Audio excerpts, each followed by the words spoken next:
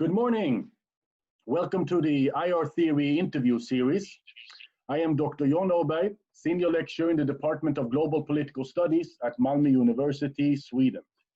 In this interview series, we interview IR scholars about their preferred theoretical perspectives. The idea is to get a brief account of why scholars have come to appreciate a certain IR theory through a short interview. Today, I have the honor and the privilege to interview a great scholar. Welcome, Professor Salvatore Babones. Thank you, John, and I'm glad I now have heard your name as it is actually pronounced. Yeah, Jon Aberg, that's how it is pronounced in Swedish. Yeah. So, Salvatore, please tell me, before we start with the questions about IR theory, please tell me about your scholarly background. Well, first, I'm not an international relations scholar at all. I'm a sociologist, and I do write about international relations, but from a sociological perspective. I did my PhD at Johns Hopkins with Giovanni Arrighi and Christopher Chase Dunn. And if you've heard those names before, you've heard them in a world systems context. So I do come out of the world systems world, mostly in American, though also there's world systems people around the world, but in American sociology. I write about globalization, and writing about globalization, you can't avoid China. And writing about China's role in globalization has led me to a lot of international relations writing. But always, I think, from a structuralist and from a sociological, from maybe a world society perspective, not so much from a classic IR theory perspective. Okay. All right. And where do you work at the moment? I am at the University of Sydney in Sydney, Australia. I've been here 12 years. Before that, I was at University of Pittsburgh in the United States.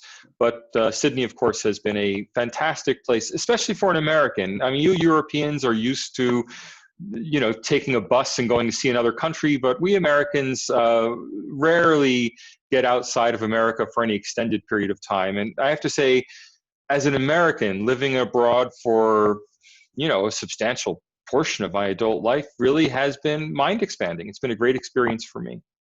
Awesome. All right.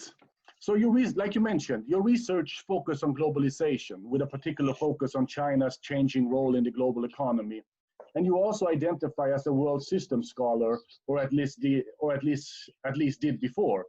What are some of the world systems insights when it comes to IR research in general, or your sociological research?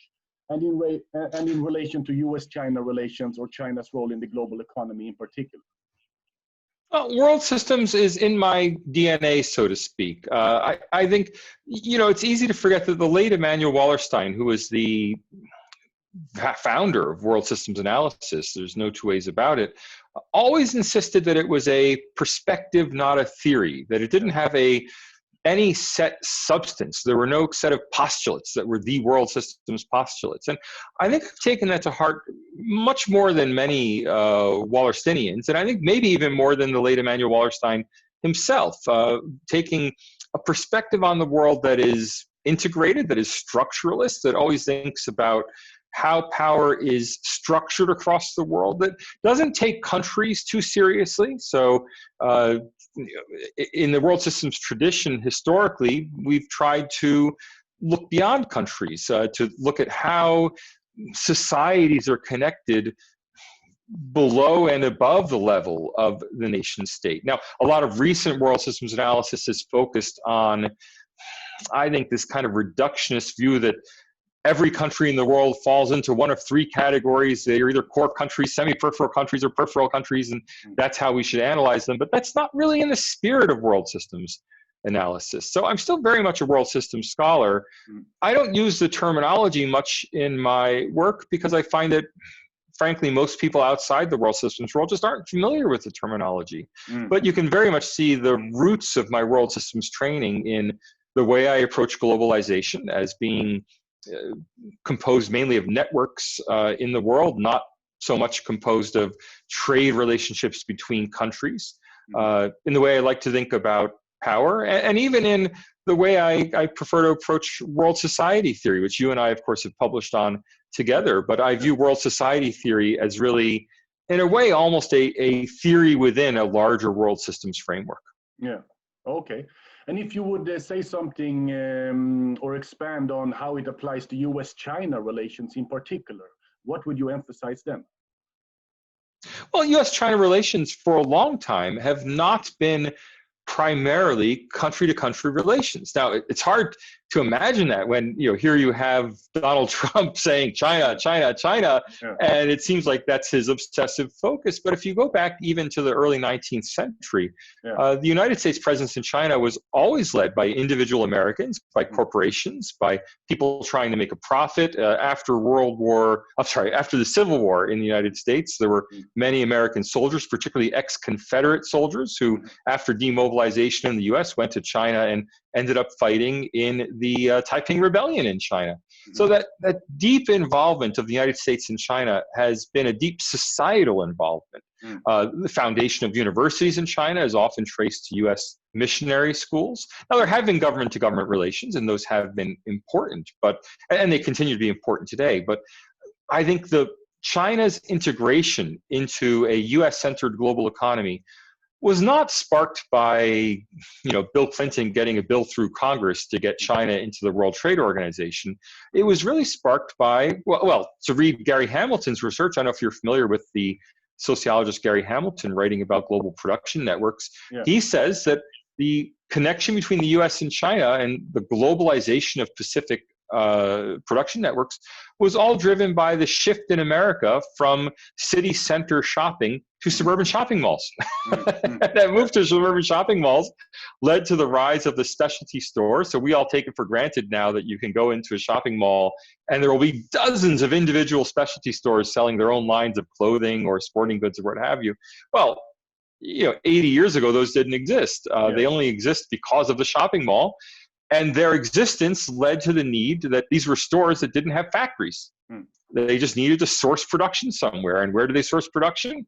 Well, first they went to Japan, and then they went to Taiwan, and then they went to Korea and China.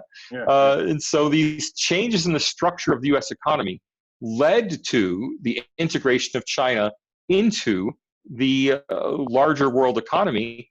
All the state-to-state treaties and stuff that came later. And even if you look at it, even today, the United States does not have a trade and investment treaty with China. Yet look at the depth, certainly pre-Trump, but even today, the continuing depth of the US-China relationship. Yeah. So if anything, would it be correct to say that political decisions are more a response to structural changes? Would that be accurate? I don't know if they are. I know that that's how I analyze them. So my own lens for understanding political decisions is to look at the underlying structural trends and then interpret political decisions in that light. Of course, an historian has a different way of approaching political decisions, as a chain of events that leads through a paper trail to an actual decision. Biographers will look at it differently still. Of course, IR scholars will take yet another more analytical perspective to political decisions. So it's just a perspective, a way of looking at it. But yes, certainly looking at the underlying social structure, the substrata, of the economic substrata of political decisions is how I would go about it. Yeah. Okay, and then if we continue, if you were to choose two core world system concepts, which ones would you choose and why? They're choosing which ones I like and which ones are most widely accepted are two very different things. Now, I think that the two really important things for me in world systems analysis are, of course, core periphery hierarchy. But I don't mean that in the sense of core countries and peripheral countries. I mean that as locations in networks. And that's the way Giovanni Arrighi actually conceptualized it. He conceptualized core and periphery as positions or nodes in networks, not as countries being classified into one or the other. And the other, I guess, is the long-term comparative historical perspective, taking a truly longue durée approach. For example, my work on China, I like to begin with the Ming-Qing transition, right? So my work on China, I like to think of 1644 as kind of, I know in international relations, people think 1644, Westphalia. But for me, 1644 is the transition from the Ming Dynasty to the Qing Dynasty, which I think really set up the trends that continue to dominate Chinese history today. Westphalia is 1644 or 48? What? Treaty of Westphalia. 1648. Ah, okay. So I'm 4 years off.